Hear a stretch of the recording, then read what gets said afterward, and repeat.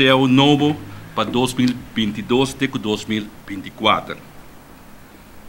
O que nós logramos aqui, 40 horas para semana de trabalho, também 36 horas para semana. Vakantieuitkering estava a 8% e também 8,33%.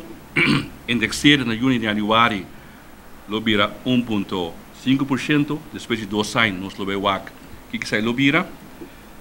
Aumento de gratificação de Páscoa, atualmente 3%, 2022, e também 4%, 2023, e também 5%, 2024, e também 6%.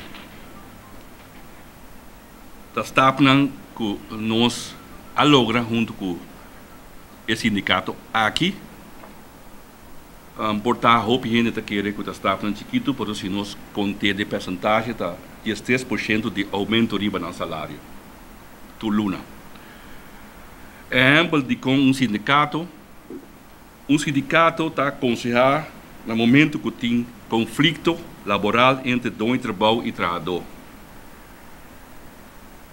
Está na mesa hora de negociação de se é um novo, ajuda no momento que o trabalhador precisa de ajuda jurídica. Nanta parte importante na reunião diálogo social.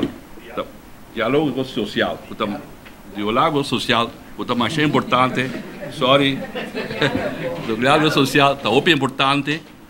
Para sobre sentar na mesa junto com a Câmara de Comércio, Openbare Camboneiro e werkgever e vakbond.